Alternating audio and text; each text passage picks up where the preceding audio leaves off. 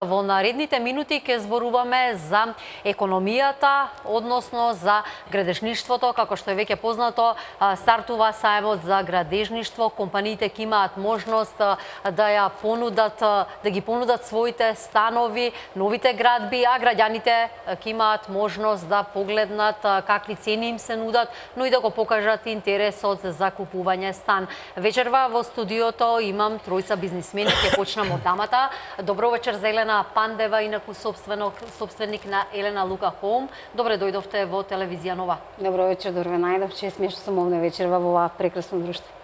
Со нас вечерва и почитуваниот Роберт Ход, инаку председател на Градежната комора при Сојузот на стопански комори. Добро вечер и благодарам што стасавте вечерва во телевизија Нова. Добро вечер и на вас и благодарам за поканата. Поздрав и до бизнисменот Ванчо Чифлиганец, инаку собственик на Адора Инженеринг. Благодарам. Чест ми е што сум во студиото на ТВ Нова и со дамата Елена и со председателот на комората Градежа во Сојузот на стопански комори на Македонија. Градежништвото е во експанзија. Каков е интересот кај граѓаните за инвестирање во стамбени објекти? Знаеме дека живееме во динамично, политичко, турбулентно време. 2,5 години Македонија е во криза, но еве дали и како оди продажбата на станови во центарот на градот? Добро еве да почнеме некаде. Мислам дека многу оддамна не имаме на различни специфични економски, политички и секакви ситуации во државата. И веќе после, можеби 2000-та година и малку порано, се адаптиравме на вакви специфични услови и сме навикнати дека економијата може да биде во моменти, можеби во некои нестабилни ситуации. И така да многу тоа не се рефлектира на пазарот.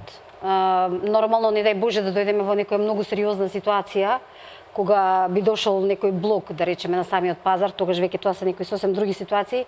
Се надевам тоа никогаш нема да се случи. Навистина во експанзија е самото градежништво. Зборуваме вечерва сепак за позитивна тема и покрај актуелните случувања. Утре имаме саем на градежништво, промовираме наши производи, овдека сум, јас би рекла, со елитата можеби во градежништвото и навистина ми е чест што сум еве вака во ова друштво. И ќе промовираме наши имоти. Се гради интензивно, купувачи има навистина многу заинтересирани граѓани, што е за мене голема среќа, се повеќе информирани луѓе, што треба да бараат од инвеститорите, какви објекти, какви потреби имаат, какви станови.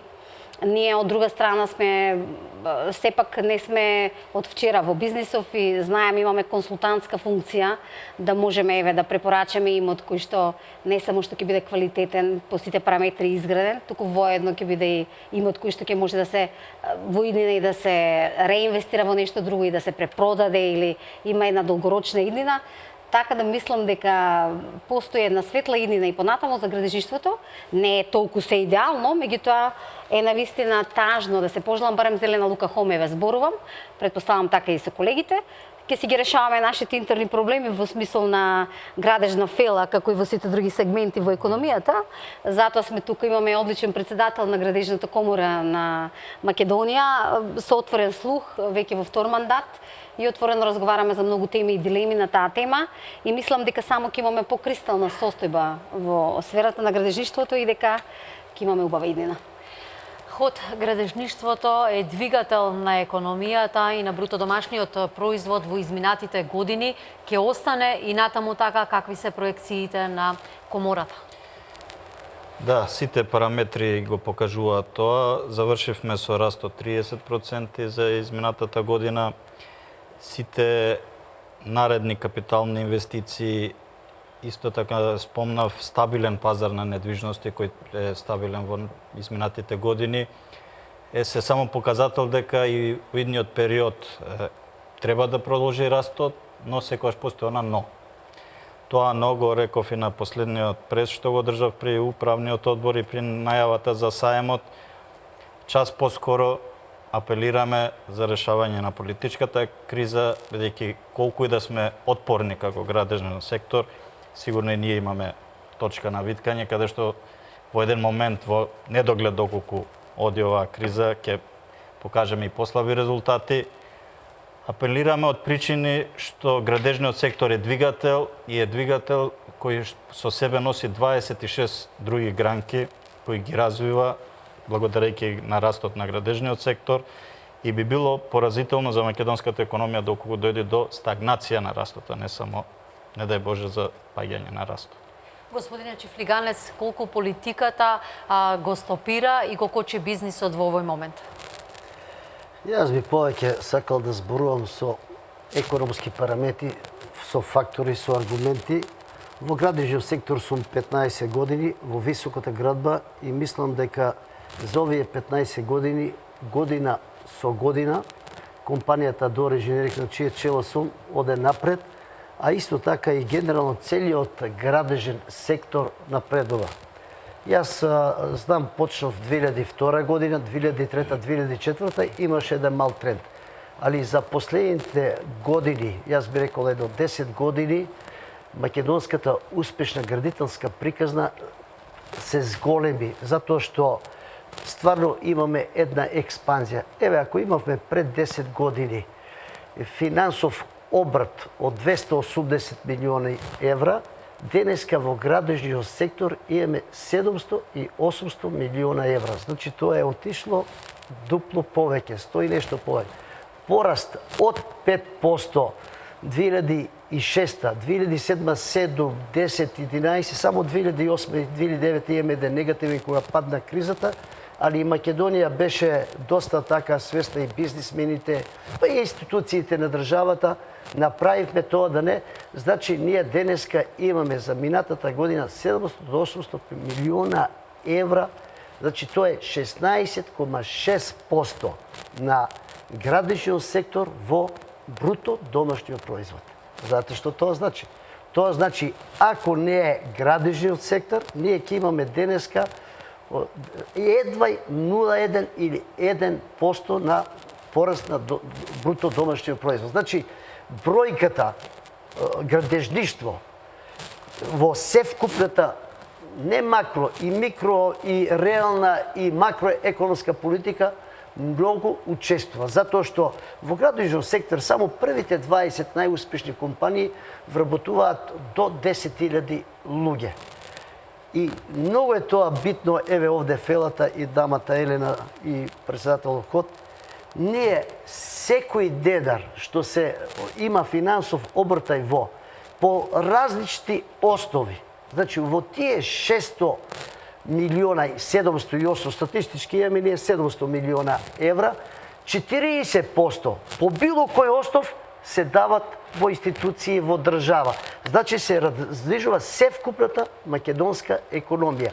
Градежниот сектор секогаш имал успешна приказна и таа приказна, дали имаме една криза, друга криза, дали се вика политичка, јас сакам да зборувам и цел живот се бавам, 25 години менеджерирам успешно и со државен капитал 10 и 15 со приватен, 40 години имам работен стаж, ние треба да се бавиме со индустријска применета економија.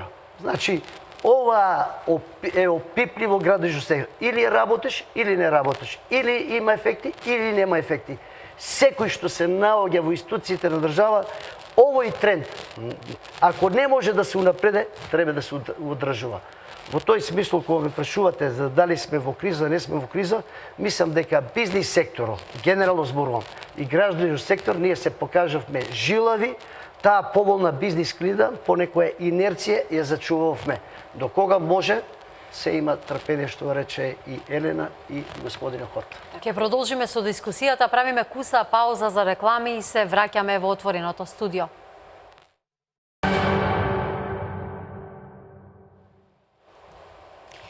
Утре почнува саемот за градежништво, а за интересот и понудата која што ќе ја понудат градежните компании зборуваме во вечерашново отворено студио со моите ваши ценети гости. Господја Пандева, можевме да го слушнеме и ставот на Чифлиганец. Тој вели дека сепак градежништвото ја држи економијата, односно ја движи напред и дека тој е главниот фактор за растот на бруто домашниот производ. Додиме малку во практика, тоа што ги интересира граѓаните најчесто се локациите, но и цената. Еве, може ли да откриете за нашите гледачи кој најчесто купува стан во Скопје? Добро, како што рече господинот Чифлиганец, градишништвото е еден комплексен организам, повлека уште други 25-6 гранки кои што се сублимирани и затоа бара многу работа и без обзир кажавме на економската ситуација, ние мораме или на политичка и каква и да е мораме да се бориме. И градишништвото има само резултати ако има перманентна борба и работа. И во тој контекст максимално се поддржуваме и ги разбираме работите. Локациите во Македонија има секакви локации интересни за купувачите, затоа што секој има различни потреби, различна финансова конструкција, различни навики на живење, кои зависно од кое подрече доаѓа и нашата функција воедно и токму тоа, како политика, да речеме, на куќа како што Елена Лука Хом, како градежништво, куќа кои што се занимава со инвестиции во недвижности, да, може би во моментната понуда на пазарот селектира области кои што смета дека се добри да ги развие, да инвестира таму капитал, за да може да се создадат такви градежни единици. И така да моментално сме сконцентрирани најмногу на селбите аеродром. Сметаме дека е во голема експанзија таа зона и доста се градеше последниве години. Ние имаме таму некој поголем комплекс, да кажеме од околу 20.000 квадрати.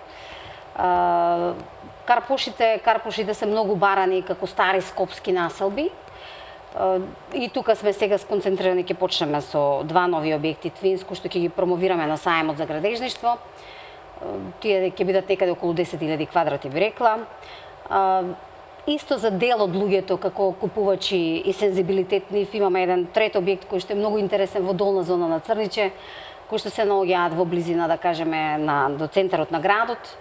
И овдека имаме сосема друга една архитектура. Сите, да кажеме, типови на објекти се различни по архитектура, по функција, по сензибилитет на градба, по ентериери и така натаму.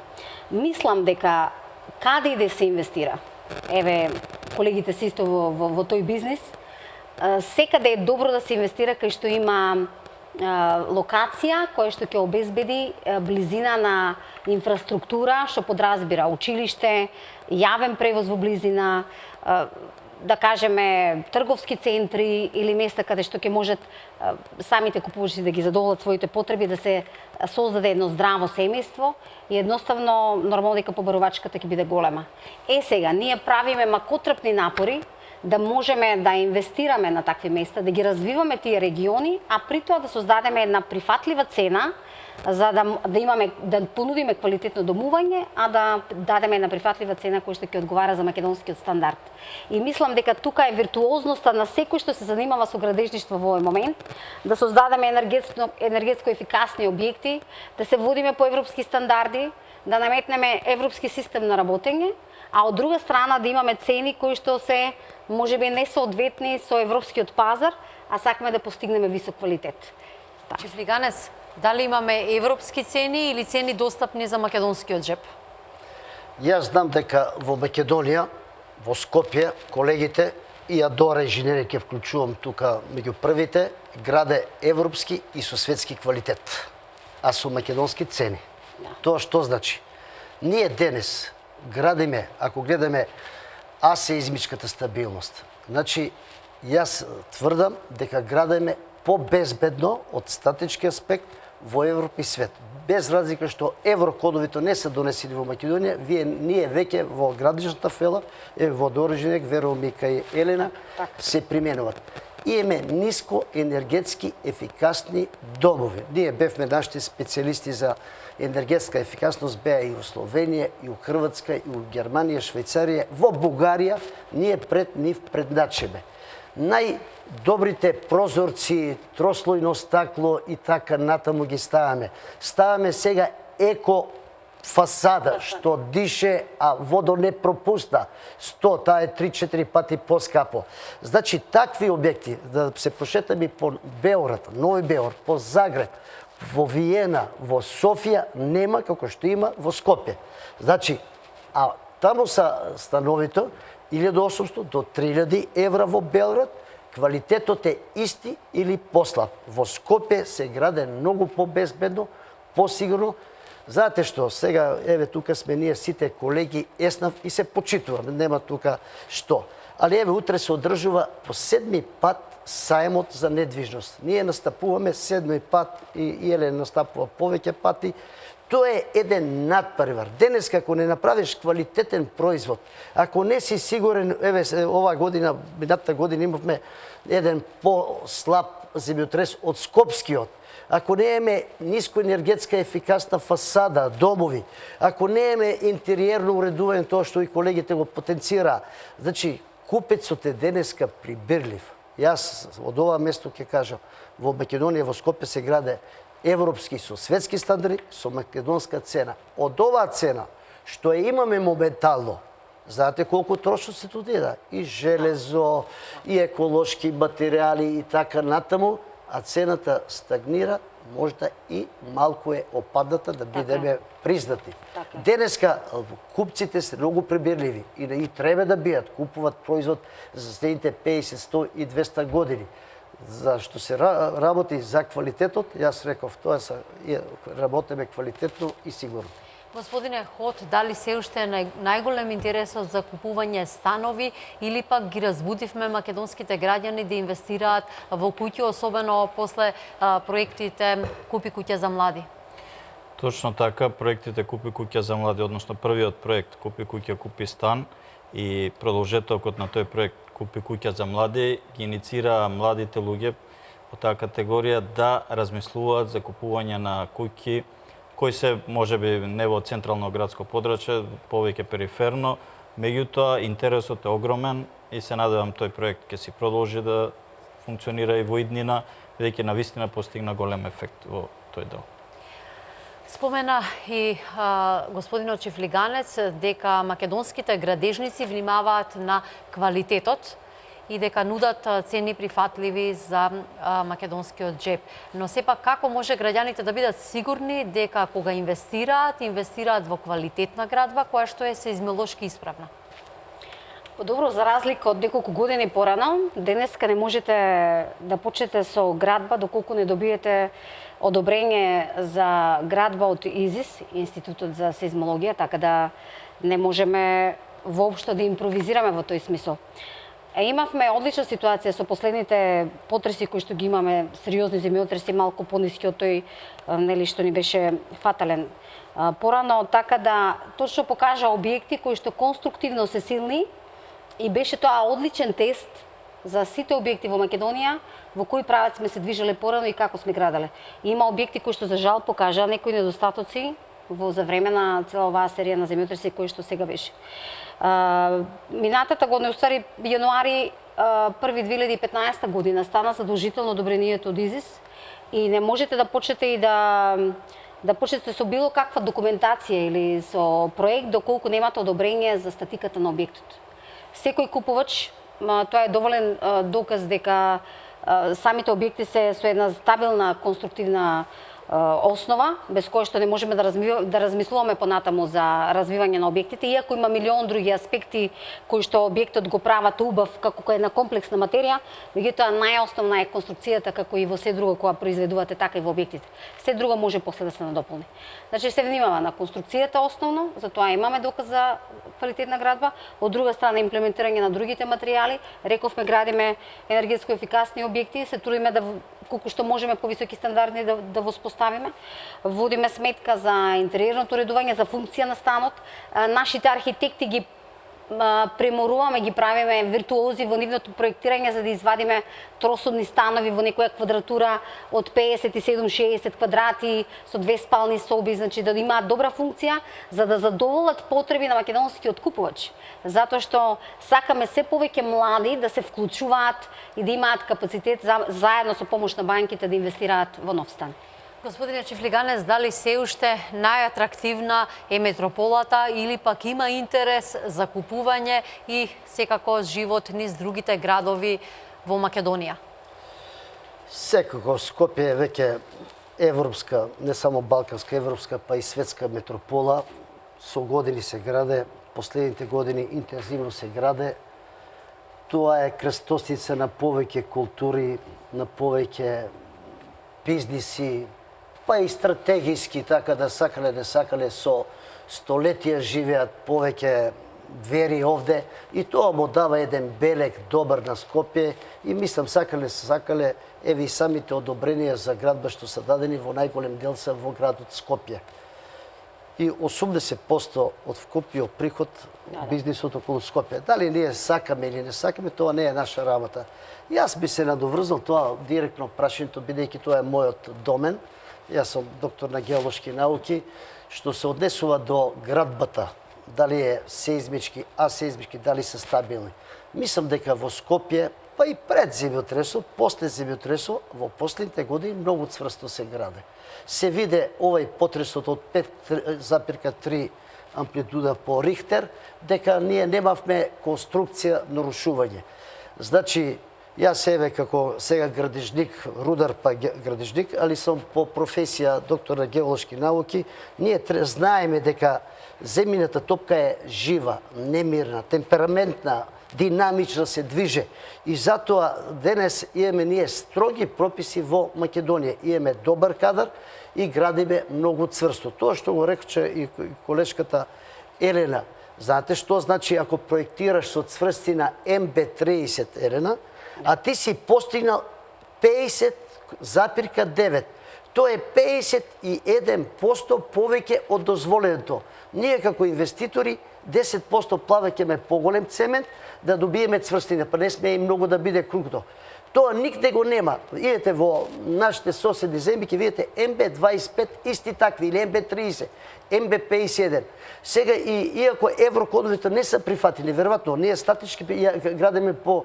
Значи, што се однесува до безбедноста на зградите, тука нема дилеми во Скопје, во Македонија, сега некаде... Верувам дека има доста контроли, еве тука нашата научна институција ИЗИС, веќе и надзорот е одговорен за квалитето, проектантите се одговорни, градежни факултет дава добри образовни кадри на планот на градежништвото, на бетоните, на статиката, на конструктивноста. Сето тоа, мислам дека безбедно се гради.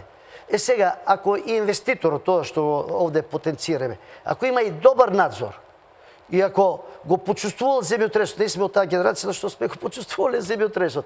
И ако знаеме дека во секој момент ние не можеме, земјотресот е планетарна појава, не е само појава во Скопје, има многу трусни подрачја. Мислам дека треба безбедно да. Што се десува до земјотресот, јас по моја сама иницијатива во Адор Инженеринг, како доктор на геолошки науки и кога почувствував 63-та година скопскиот земјотрес, уште чувствувам таа бучава. Ние пред 2013 година први создадовме вештачки земјотрес со помош на ИЗИС. Тогаш беше во амплитуда 5,3. Сега некојаш не да граничи со лудоста, него во центар на лудоста, некојаш сакајки да кажеш оти сигурно се граде, сакаме и 6,3 да се постигне. Не само што да имаме земјотрес 6,3, мислам дека во Скопје не само што нема да има жртви, не би требало да има и повреди. Покрај конструкцијата, ние градежниците ставаме и либажни слоеве, имаме полуокрутување, сето тоа. Тоа се елементи, статичарите сега стават платна, сето тоа.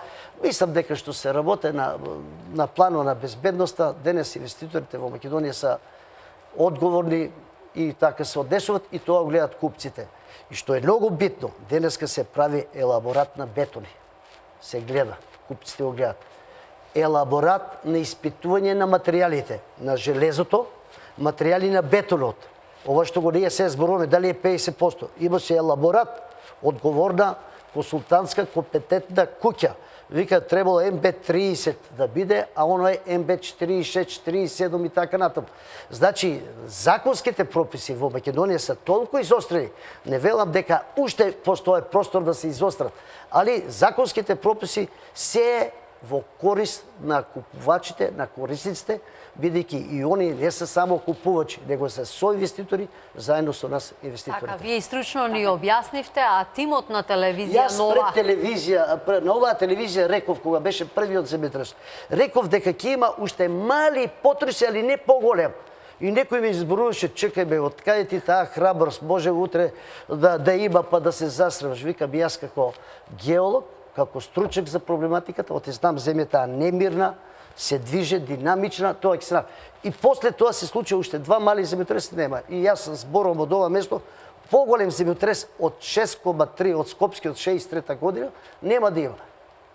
За квалитетот, но и за цените кои ги нудат градежните компании, истражуваше Иле Петрески. Тој го има прилогот во кој ќе не подсети каков е интересот на купувачите и кои локации се најатрактивни. Да го видиме.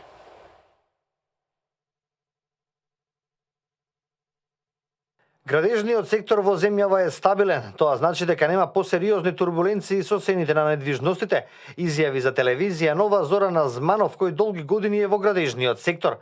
Квалитетот на градбата е значително подобрен и во скоро време не може да се очекува намалување на стамбениот квадрат, посебно кај новоградбите. Според него, во моментов понудата е речиси израмнета со побарувачката, се гради колку што има потреба, вели Зманов.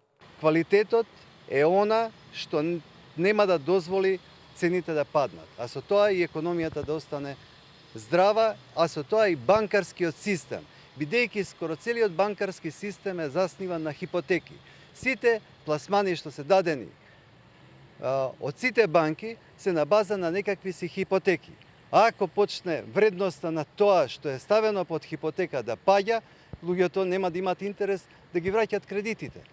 И тогаш и банкарскиот систем ќе падне. Значи не сме на никого да му падне на памет да смета дека треба да ги бутка цените на недвижностите. Тоа е директен атак на економијата во државата.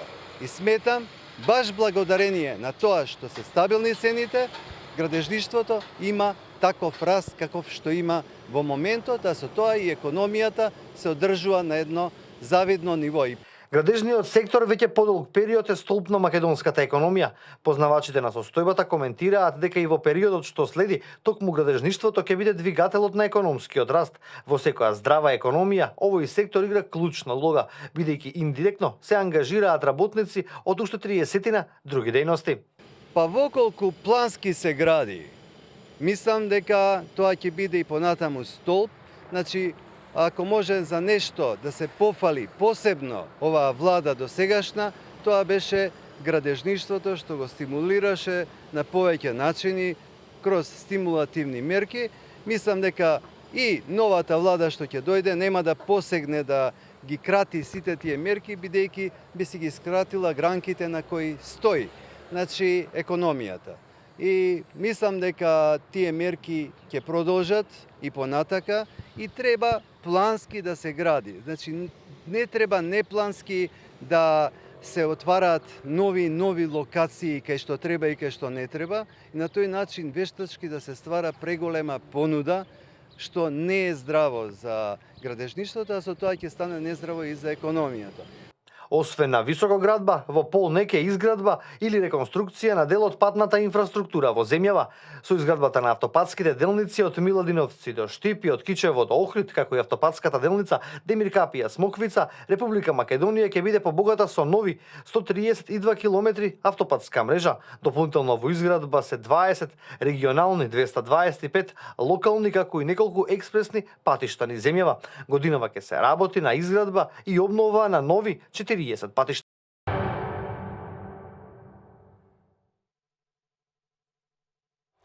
Градежништвото е главен двигател на економијата и во овие политички турбулентни времиња. За проекциите и понудата дебатираме вечерва со моите и ваши гости. Господине Хот, веќе најавивме дека утре стартува сајмот за градежништво. Ке можат ли граѓаните да очекуваат пониски цени и голема понуда? Сепак сте вие прв човек на градежната комора при Сојузот на стопански комори. Што ново ќе понудите? Точно така, ние во петокот го најавивме заедно со директорот на сајмот, го најавивме престојниот сајм. Утре исто така ќе го поздравиме отварањето како градежна комора при Сојуз на стопански комори, ќе го поздравиме отварањето на градежниот сајмот за градежништво. Ќе има голем број на членки наши се присутни секогаш на овој сајм, имаат, како што имам најави, спектакуларни штандови, ќе има сигурно широка понуда. Ги повикувам сите граѓани да се отргнат малце од ова депресивна ситуација, да дојдат на сајмот за градежништво, да тие што имаат намера да купат, сега е моментот да се испазарат со нашиве компании, бидејќи секако се надевам на сајмите ќе има многу сајмски попусти. А што се однесува до нашиве членки и нашиве градежни компании, им посакувам многу среќа и успешен саем за да продадат што повеќе стамбени единици. На последниот дел од прашањето дали ќе има намалување на цените, значи тоа ми е прашање кое ме следи целата моја кариера како претседател на Градежна комора. Првото прашање кога станав претседател беше тоа и не помина ни едно интервју од тогаш до денеска да не ми се поставува тоа прашање. Во делот од одговорот даде и господинот Азманов што значи стабилен градежен сектор, односно стабилен пазар на недвижности. Стабилен пазар на недвижности значи дека сите ние што имаме, а нема човек во државата, односно семејство кој не поседува имот. Тоа е капитал на секое семејство. Тоа го прави семејството богато, бидејќи поседува од 50.000 до 100.000, некој повеќе евра капитал. Замислете во недвижност. Замислете што би се случило кога би дошло грчкото сценарио или бугарското сценарио, каде што паднаа цените, како што знаеме, до 300 евра за метар квадрат. Се обезвреднува самиот имот на граѓаните и на економијата, односно на стопанството, бидејќи тука се заложени и други, сите има повеќе станови во хипотеки, и едноставно си го обезвреднуваме имотот што го имаме. Јас не викам дека треба и да расте. Растењето на цената па предизвикува нешто што го видовме скоро во Америка, каде што со тие балони, хипотекарни балони, се предизвика криза. Меѓутоа, ние имаме долги години стабилен пазар. Со осцилации нормално, 10% горе-доле, што се дозволиви осцилации, однос на тоа дали материјалите во моментот, бидејќи голем дел од материјалите се берзанска стока, како железото, цементот, тие знаат да растат, да паѓаат, така да таа осцилација од 10% горе-доле е нормална и не влие драстично на пазарот на недвижности. Секој поголемо, дали нагоре или надоле, предизвикува некои турбуленции. Секој намалување на цена во економијата е познато предизвикува економска криза. Така да јас не би сакал и не би посакал во Македонија да имаме некој такво сценарио со драстично намалување на цените. Вели Ход дека имаме прифатливи цени и вие тоа го констатиравте заедно со господинот Чифлиганец, цени достапни за македонските граѓани, било тоа да е во кеш или пак најчесто како што оди преку банкарски кредит, преку сите оние поволности кои што можеме да ги видиме овој изминат период од деловните банки. Сепак во јавноста изминативе години може да се слушнат и критики, оти во Скопје, во центарот се гради неплански. Ке се согласите со ова? Па добро, веќе во центарот на Скопје не знам и колку имаме слободни локации за изведување на градежни објекти. Повеќе мислам дека се објекти со деловна намена. Многу малку може би имаме во регионот на Дебар Мало, каде што имаме нешто повеќе стамбени единици. Така да, мислам дека времето кога центарот беше во фокусот и кога навистина можеби неплански се градеше помина, сега веќе се изградивме, не знам што, значи можеби некои мали места остана. Меѓутоа тие се за некои луѓе кои што можеби почнуваат во бизнисот, па го учат градежниот бизнис, како тоа се изгледа и мислам дека помина времето. Требало порано да се мисли на кој начин ќе се организира центарот на градот и затоа има една интересна појава од каде што жителите во центарот на градот сакат да ги продават своите станови и сакат да ја менуваат локацијата и се селат во другите населби, затоа што бараат порастеретена средина и да нема една таква голема динамика, на таква голема гужва каде што се живее. Така да тоа. Што се однесува до цените, ја сакам експлицитно да одговорам овде, како и Роберт, тоа е пазарна категорија. Ние ако сакаме да држиме висока цена, а не имаме квалитет, ќе изгубиме, нема да продадеме. Значи, се работи, тоа е пазарна категорија, одлучува квалитетот, одлучуваат од трошоците за да се изграде тој стан, рековме, имаме ние поволни ефтини цени, али квалитет можеби е послаб, без разлика што зборуваме дека сите квалитето, али од компанија до компанија има разлика, сега да бидеме јасно. Второ, во овој момент е најповолно да се купува стан, затоа што веќе депозитите ќе дојде за кратко време, ние треба да плаќаме на банките што ќе чуваме парите. Значи, немаш корист да ги штедеш парите, ако ти треба дом, место да плаќаш кирија за еден стан, ти киријата ќе даваш ратата за камат. Банкарскиот сектор, ние тоа го забораваме. Никош не е бил за стамбената политика од 2,9, дури има еден период, грейс период и не се плаќа до 4,5%. Знаете што значи тоа? Тоа е многу поволно. Значи, и кога ќе се стави на ова дека еврото и доларот оде горе, дека е и оно малку турбулентно и доаѓа се до заклучок. Најцврста валута денеска е валутата што ќе инвестираш во квалитетна недвижност. А тоа е во Македонија, во Скопје. Ако сакаш во Белград, во Михен, во Берлин, тамо треба 4-5 илјади евра да платиш. Значи, денес е најоправдано во квалитетна недвижност во градот Скопје на атрактивни локации и квалитетни изградени. Луѓето имат 4-5 компоненти што сега е најповолно времето за купување на квалитетна недвижност. Јас не викаме криза, не криза, јас задорожен не рек. Воопшто не се чувствува на сега кога ги споеш минус 15, минус 20 кога беше период. Ланскиот период и сега. Ланската година, претходна година, ние сме 7 години во континент, по 300 стамбени, околу 300 продаваме. Значи, луѓето точно можат да изоценат дали има криза, нема криза, баш управо сакат да си ги пласират средствата во квалитетна недвижност, дали е тоа стан или деловен простор. И со тоа го праве човекот да штеди и на крај крајава кој е тој домаќин ако во животот не заштеди и ако нема еден собствен стан за живење. Изградија ли македонците префинет вкус при купување на стан, како што е во модата? Ве прашувам вас, затоа што освен со градежниот бизнис, со изградба на стамбени комплекси, сепак се занимавате и со модата, тука е модната куќа Елена Лука.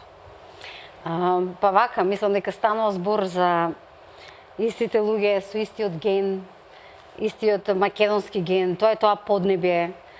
И ако во модата Елена Лука постави еден повисок стандард, да речеме, можеби за прв пат во Македонија, ако модата се работеше многу одамна, меѓутоа на еден таков систем како што Елена Лука успеа тоа да го направи во Македонија, да одржи континуитет и се уште сме први, онака нескромно ќе кажам, во делот на модата. Така да и се одржуваме како такви, верувајте, тоа се истите луѓе кои што можат да препознаат квалитети во недвижности. Значи, тие точно знаат префинето да одберат своја недвижност.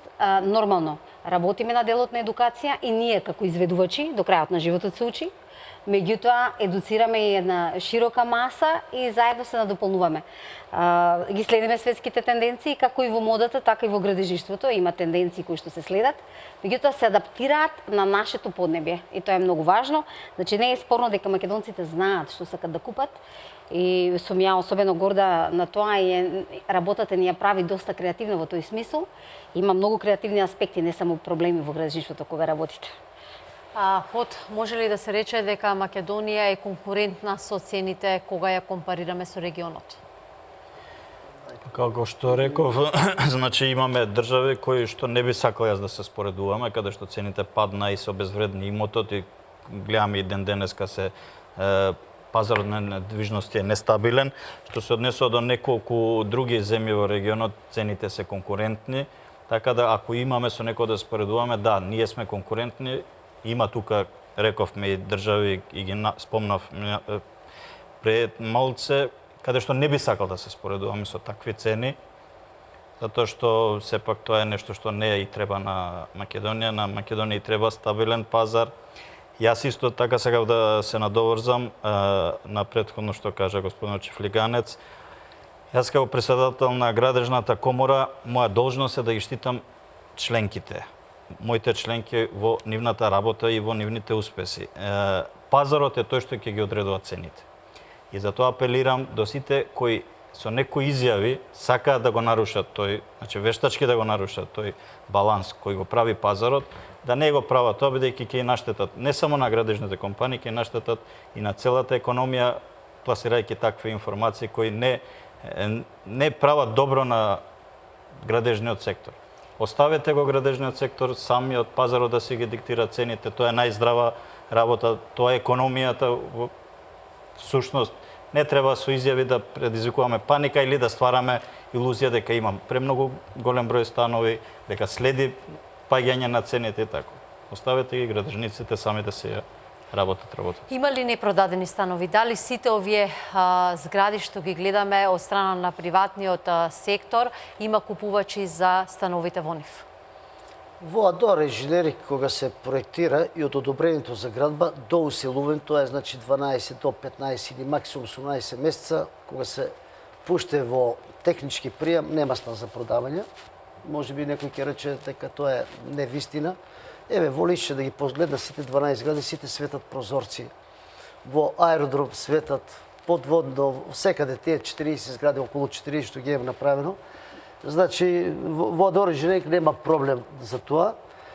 Значи, сме се докажале со врвен квалитет како колегите, сите се докажуваме. Ние сакале се почитуваме како фела, ама јас градежништво го сматрам како едно олимписко игралиште за надпревар, како финале да играме овде. Или те бива, или не те бива. Ако не те бива, ако немаш квалитет, ти што сакаш да кажеш, луѓето доаѓаат, проверуваат и мислам дека еве утре сајмо ќе се види кој што презентира, што пипливо, конкретно и сето тоа. Иако јас за мојата фела зборувам сите сме добри, некој е подобар, некој е помалку добар, ама сите сме тука, што е многу битно. Веројатно и со колегите го делам. Ние доста продаваме на странци наши луѓе кои живеат со години во странство, во Австралија, Канада, Америка, сите тие млади луѓе. Јас имам 11 деца кои тројца работат во Google, во тие светски фирми. Дојдоа да купат стан и луѓе кои 20-30 години родителите работеле во странство и дојдат, они се изненадени колку стандардите се дигнале во Македонија за стамбеното домување во тоа. Јас од 300 стана годишно продавам околу 25 стана на странци. Значи, во иностранство што работи. Тоа е околу 10-11% правиме. Значи, тие луѓе виделе го современиот свет како се граде и они ни се уште една голема потврда дека не само ние да потврдиме или нашите колеги, нашите надзори, тие се најдобрите контролори и потврдувачи за квалитето што свето го виделе како се граде и купе во Македонија недвижност. Интересен овој податок дека иначе, не само македонците... Иначе, што се десува до квалитето, се извинувам, председателот рече, во Софија е поскапо по квадратен метар, се наплатуваат и тие 30% што се заеднички, има друг систем. И друго, немат готово купатило, немат плочка, значи, они се едно 40% пак поскапи од нас.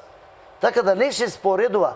Нема... Колку чини, колку е метар квадратен во центарот на Софија, колку е во Скопје, за да направиме една компарација? Во центарот во Софија е поскапо по било кој остав. 30 до 40% е поскапо. Сега може да биде во Солун, во Атина од состојбите. Да, во Солун е поевтино моментално. Абе не може, самиот парцела на транспарентна licitaција имаше поволна бизнес, јас сум задоволен што се надпреварувавме кој повеќе да даде. Јас направив 10 згради ново Лишче со 0 заработувачка. Спасив компанијата, негде ќе заработиш повеќе, негде на 0. Али 20 до 25% е парцелата. 20% се комуналите, 40%. И овие стандардите што треба да се уградат, значи ние забораваме оти само плацот и комуналица од 30 до 40%. Јас во Ново Лишче 37% ме кошта комуналите и плацо. У Diamond Garden во Тафталиџе 400 евра во старт. Комуналите и плацот. Чекайте, 400 евра. Ти кој објект нема да го направиш, треба да вложиш 600 евра. Тоа се 1000 евра. Па треба ли 2-13% да се заработи? Тоа е ризична, одговорна работа. Градежните работници, ако не ги стимулираш, нема да ти работат. И тие што ни останаа ќе побегнат во странство. И еве ние инженерско-технички менаџерски тим од 30 луѓе во таа компанија. Имаме енергетска ефикасност, имаме за конструктивни специјалисти. Значи тоа е се еден тим, една компанија која треба да живее.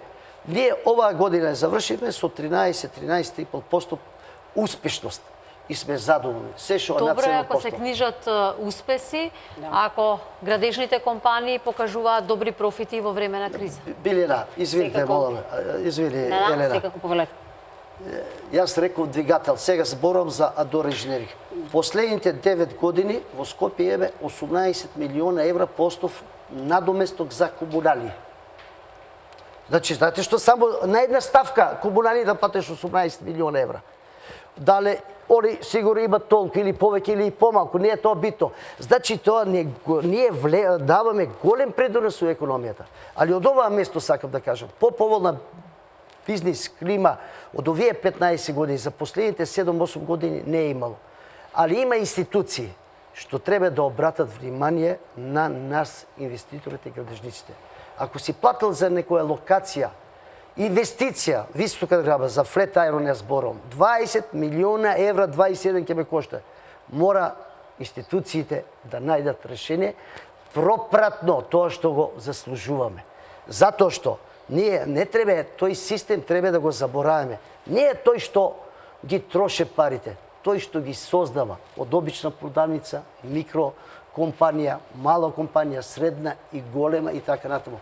Во тој смисол да не испаднам само дека зборувам за успешната поволна бизнес клима и тоа беше присутно повеќе години и било кој во институциите да се наоѓа тоа треба да го задржи и да го напредува, уште има пропустор и тие слабости што ние се соочуваме како градежници треба да се надминуваат.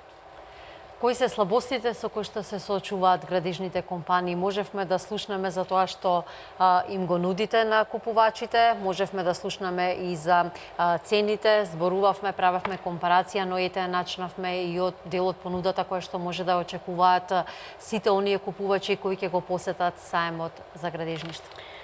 Подобро, еве да речеме, тоа е другата страна на медалјата. Тоа е еден бекстејдж на секоја градежна компанија, квалитетна, која што има комплексен тим и работи квалитетно и професионално.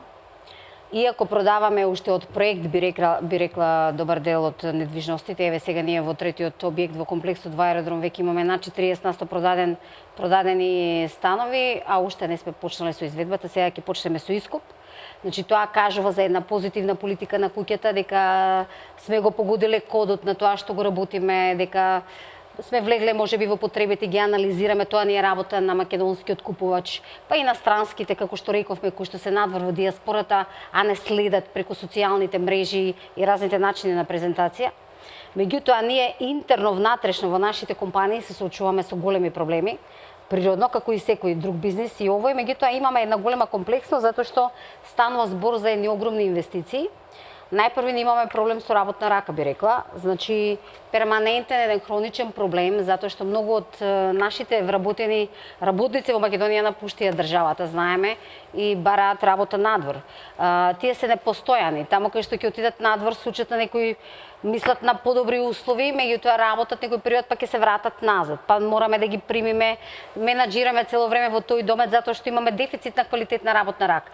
Се што е квалитетно излегува надвор од државата, во меѓувреме создаваме услови каде да обучуваме нови кадри, таман ќе обучиме некои нови луѓе, сето тоа инвестиција ќе ги да обучиме за да излезат надвор од границата.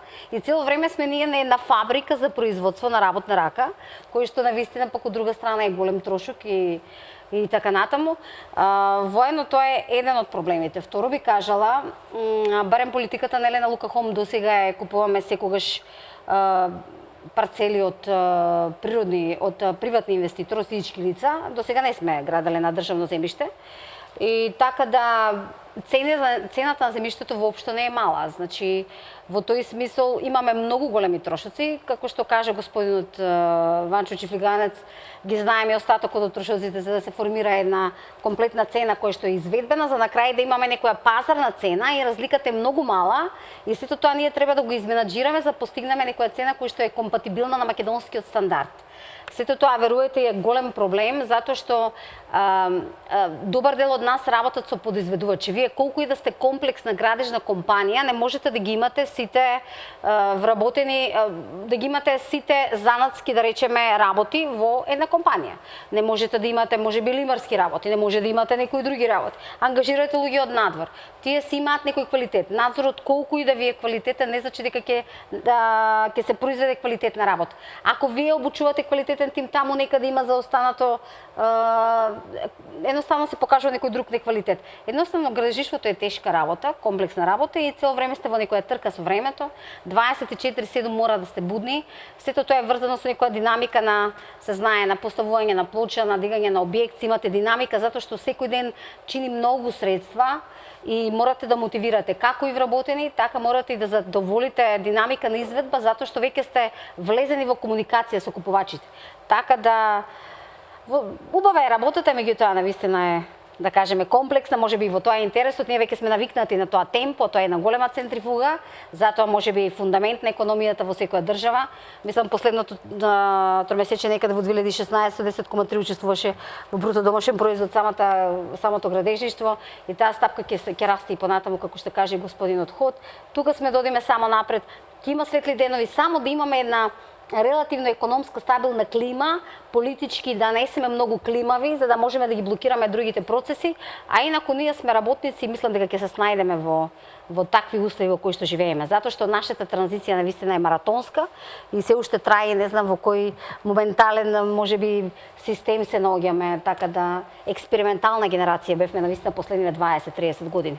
Господине Ход, сите вечерва заклучивте дека до сега економијата силно ја движеше градежништвото.